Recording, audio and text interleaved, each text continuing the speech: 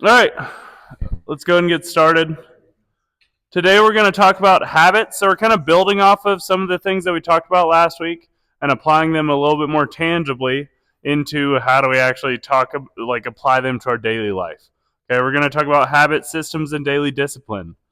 At the end of the day, you've heard this before, I'm sure, but you don't rise to the occasion, you fall to the level of your training. Has anybody heard that before? No? That's a pretty good one. I'd write it down. It's a good one. Um, Because at the end of the day, what I want you to take away from today, what is today about? WTIA. Okay, routines build confidence. At the end of the day, success is not an accident. All right, very rarely do people just happen into being successful, right? Or happen into being really good at a sport, right? Even the people who are naturally talented, they still have to apply themselves. They still have to do it on purpose, okay? Daily habits lead to long-term performance. Okay? You are made up of what you do on a regular basis. Okay? Then systems automate your discipline. We'll go more in detail about all of these, but what's kind of nice is if you do have systems and routines in place, all you have to do is knock down the first domino. All right? And then the rest of everything is going to happen on its own. Okay? It's not going to be something where you have to force yourself to do one thing, force yourself to do the next, to do the next, to do the next. All right? Let's talk about some stories. Has anybody heard of Cole Hamels? You guys recognize that name? So Zach Sorensen, we've talked about him a couple times now. He asked Cole Hamels what is the number one mental performance skill in his opinion. And Cole Hamels said, building routines. All right? Having something to do before the game. Having something to do during the game. We talked about response routines, right? Routines that we use when things go wrong and how we respond a little bit more effectively. But we can use that same concept in all aspects to help us lock in a little bit better, to help us, be as consistent as possible, help us, recover better, all those things. Okay.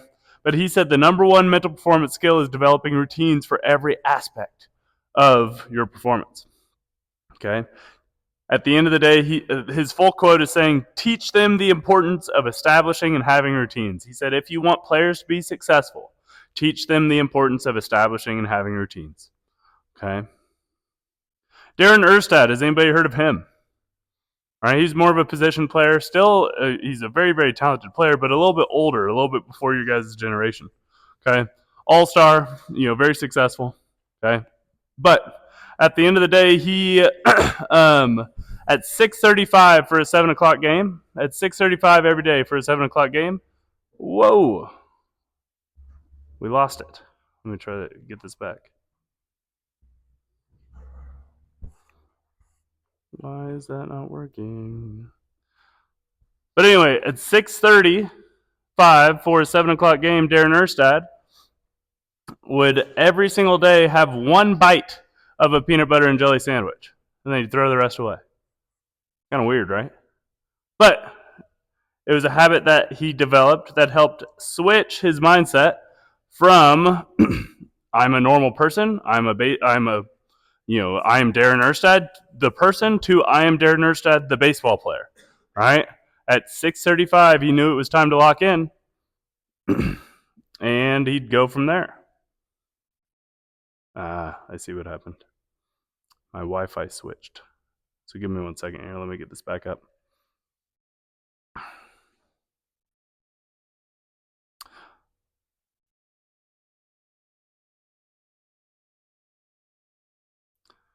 All right, we're going to have to go PowerPointless, so you're going to have to listen to me until I get this back up.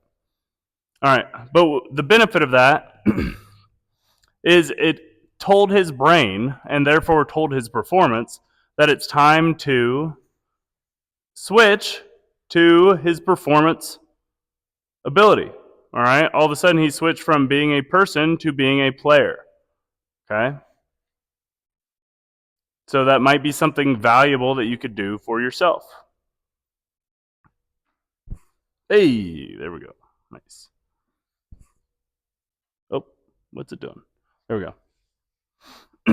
Also, One thing that Darren Erstad also did is he had wristbands, right, that he would constantly, he'd basically take on or take off that would kind of help him distinguish on whether or not he was a fielder, a hitter, or a teammate, right? Other people would use something similar where they would, whether or not they were wearing their fielding hat, their helmet, or no hat at all. Okay, it helped them switch their roles. So all of a sudden, it's a routine, it's a practice that is helping you separate one aspect of the game from another aspect of the game. How many times have you guys seen where somebody makes an error and then they go up and you can tell that they're still thinking about the error when they're in the box and they have a very uncompetitive at bat, right?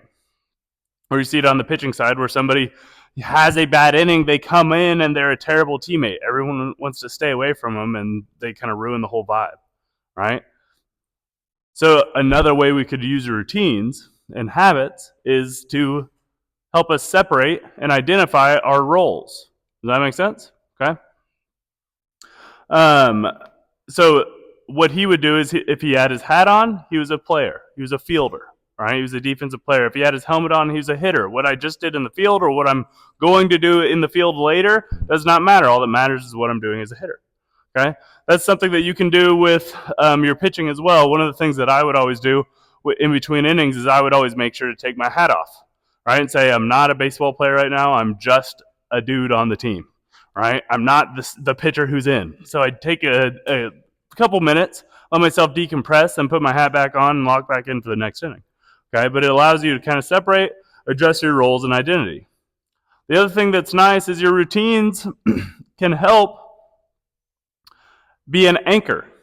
Okay, Ken Ravizza, basically the godfather of mental performance, he would always say that a routine is something for you to go to, right, when you need something to go to. All right, if you've established a routine, whether it's a routine to make sure that you go to bed on time, a routine to make sure that you're adequately prepared for your workout of the day, a routine to make sure that you pack enough food so that you can eat enough and accomplish your goals with your weight gain or your weight loss or what have you. Okay? But at the end of the day, the answer to whatever you want to accomplish is in your habits. Okay? You just got to look for it. It's in your habits, it's in your routines. All right? It's also going to help you with your confidence. Okay? It's going to help you with your focus. One of the things that it can establish is a lot of the time, especially in baseball, you hear about people being superstitious. All right? And a lot of that comes from weird routines that people have. But at the end of the day, if it works, it works. And if you can provide yourself a little bit of value, all right, you can provide yourself a little bit of value by establishing a routine that helps you get locked in, it's beneficial. Okay, one thing, another story that I was reading about was anybody ever hear of Eric Gagne? Anybody know who Eric Gagne is? Right? One thing that was interesting about his career is he spent a lot of time as a starter and a lot of time as a reliever, like even within the same season. All right. And so one thing that he had to develop within his career is a way to kind of get himself ready and get himself in the appropriate headspace for each aspect. All right. Or either aspect.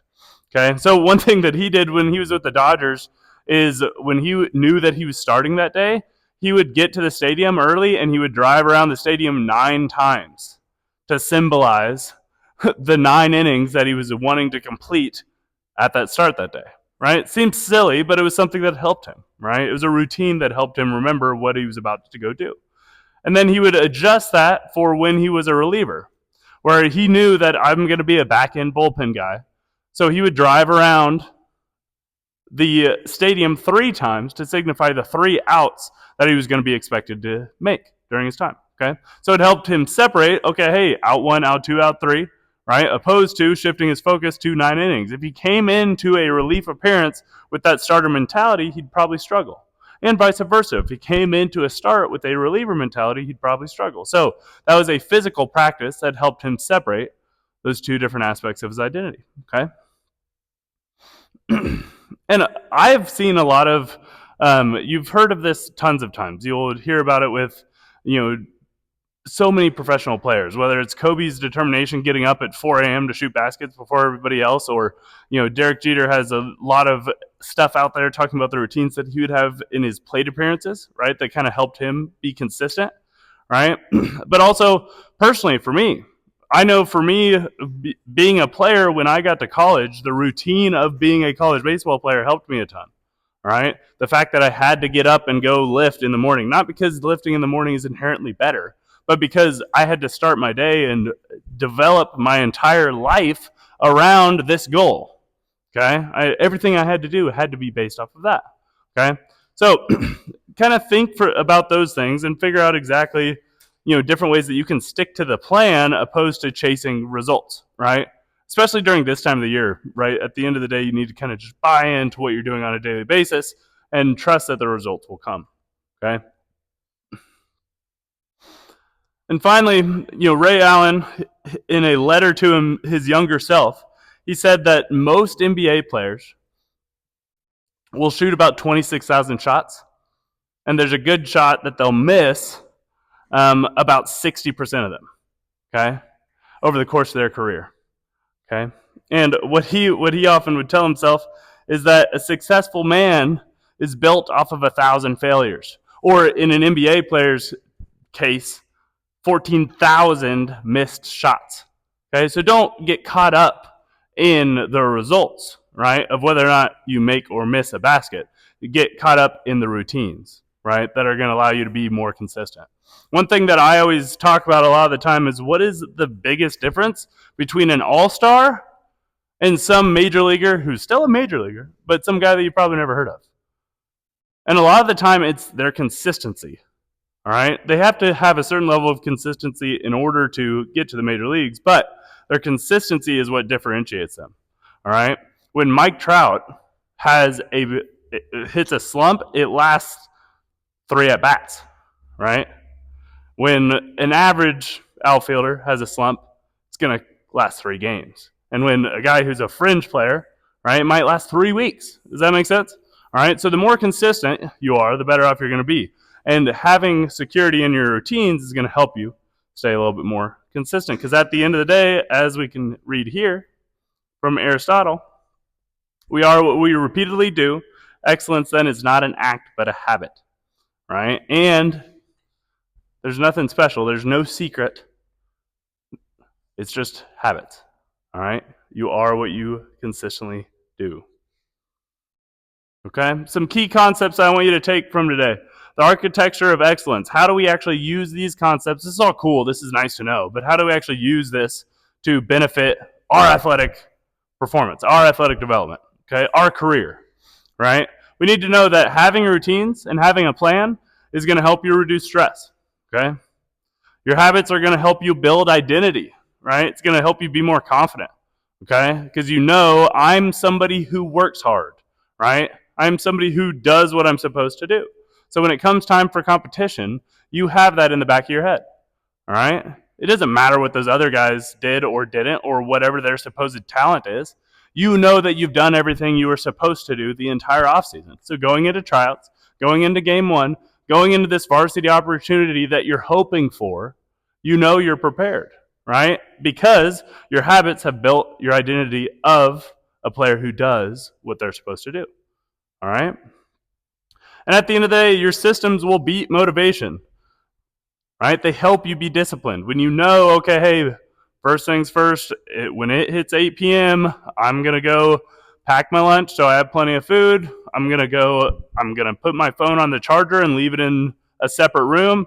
I'm going to go into my bed, take a shower, yada, yada. I have this routine that allows me to get to bed at a decent time, but all that I have to do is start it. All I have to do is notice that it's 8 p.m., right? Then everything else takes care of itself because you make it a habit. You make it a system, okay?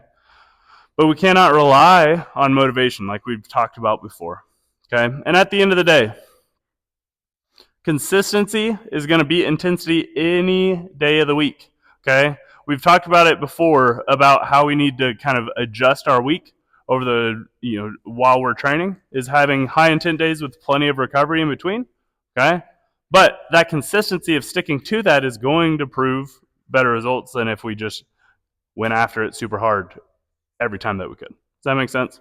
So make sure that we stay consistent. We stick to our routines. All right? We need to build a system and then trust it. And then consistency as a whole comes from that structure that you've developed, okay? Now, and discuss a little bit, what routines do you already use before games of practice? Before you answer, before you think about it, what I want you to notice is even if your routines are not intentional, you have some. The issue is that your natural tendencies, right, maybe some underlying, trying to go the easy route, right, or some underlying, maybe just not focusing when I need to, that's going to build your routine if you weren't intentional about how you're supposed to go about things, right? You have routines, you have habits. It's just whether or not they're working for you because you've done them intentionally or they've just become natural, okay? So what routines do you already use at games or practice? Not something, it doesn't necessarily have to be something you've intentionally done, but what routines can you notice